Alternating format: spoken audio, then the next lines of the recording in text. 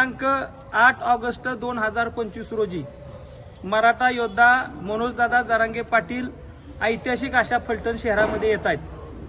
खऱ्या अर्थानं गेले 2 वर्ष झालं जरांगे पाटलांच्या नेतृत्वाखाली जी आरक्षणाची लढाई चालू आहे, मराठ्याच्या शेवटच्या घटकाला न्याय देण्याची ही लढाई आहे आणि निश्चितपणानं जरांगे पाटलांच्या मागं, त्यांच्या खंबीरपणे मागं आपल्या तालुक्यातले आपण सर्व मराठा सेवक आणि मराठा बांधव तालुक्यातले सगळे आहोतच।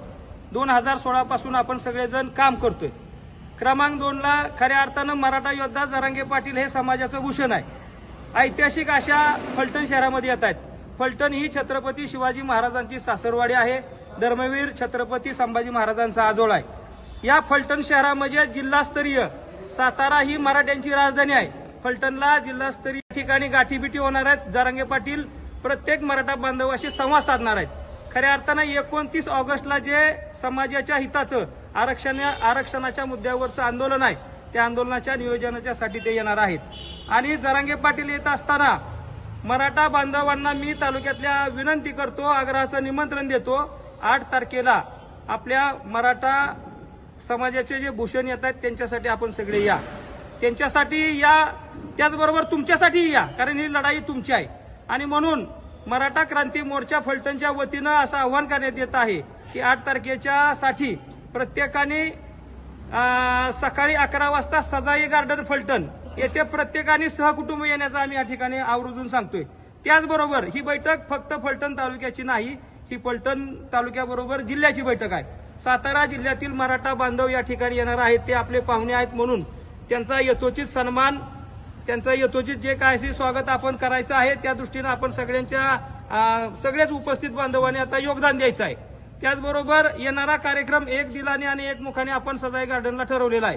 निश्चितपणानं त्या कार्यक्रमाची शोभा वाढवण्याच्या करता आपल्यासह तालुक्यातील सर्व मराठा सेवक, मराठा बांधव, मराठा युवक प्रयत्नशील राहतील अशी आशा बाळगतो। धन्यवाद। जय जिजाऊ, जय शिवराय, जय शंभूराजे। महाराष्ट्रामध्ये अग्रेसर असं फलटण तालुक्याच्या वैभवात भर पडणारं मराठा भवन या ठिकाणी साकारत आहे आणि निश्चितपणाने त्या मराठा भवनच्या वास्तूमध्ये मराठा समाजाबरोबर इतर समाजही शुभविवाह होतील, शुभ कार्य होतील। त्याचबरोबर त्या ठिकाणी 10,000 स्क्वेअर फुटाची अभ्यासिका होते। त्या अभ्यासिकेमध्ये नाममात्र शुल्कावर, अगदी अत्यल्प शुल्कामध्ये मराठा समाजाची मुलं मुली त्या ठिकाणी शिकतील, इतर समाजाचेही शिकतील आणि अधिकारी घडतील।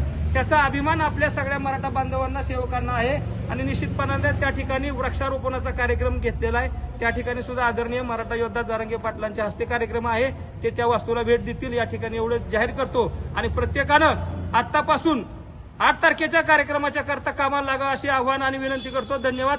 जय जिजाऊ, जय शिवराय, जय शंभूराज।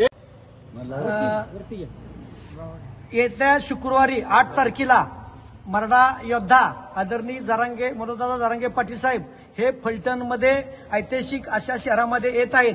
खऱ्या अर्थानं आपल्या फलटणचं भाग्य मी समजतो की आज सातारा जिल्ह्यामध्ये येताना त्यांनी फलटणचं अतिशय सुंदर असं सर्व बांधवांच्या वतीने समाजाचं, मराठा समाजाचं काम केल्यामुळं त्यांना तिथं ते भावलं आणि त्यांच्या माध्यमातून त्यांनी ह्या कामाची पोच पावती म्हणून आणि फलटणचं भाग्य म्हणून त्यांनी फलटण शहरामध्ये, राजधानी साताराऐवजी फलटण शहरामध्ये आपल्याला त्यांनी 29 ऑगस्टच्या मुंबईच्या मोर्चासाठी, त्यांचे प्रबोधन करण्यासाठी आणि समाज प्रबोधनाबरोबर प्रत्यक्ष लोकांना ग्रामीणच्या भेटण्यासाठी त्यांनी ज्या पद्धतीने वेळ दिला आणि म्हणून त्यासाठी आपल्याला त्यांच्या विचाराची लोकांमध्ये खऱ्या अर्थानं विचार पोहोचवण्यासाठी आणि 29 साठी लोक प्रबोधन ऐकून जास्तीत संख्येने मुंबईत येण्यासाठी, त्यांचे विचार ऐकण्यासाठी आपण जे एक जीवानी फलटण तालुका मराठा क्रांती मोर्चाच्या वतीने आपण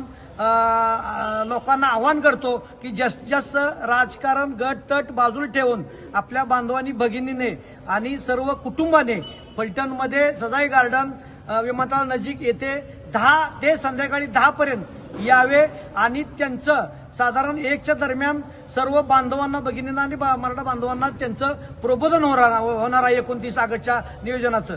तर तेही तुम्ही सगळ्यांनी उपस्थित ऐकावं एवढंच मी सर्वांना विनंती करतो। आणि 8 तारखेला शुक्रवारी जास्त संख्येने सजाई गार्डन फलटण येथे सातारा जिल्ह्यातील प्रत्येक तालुक्यातल्या मराठा बांधवांनी यावं अशी मी त्यांना विनंती करतो आणि थांबतो. जय हिंद, जय महाराष्ट्र. एक मराठा लाख मराठा.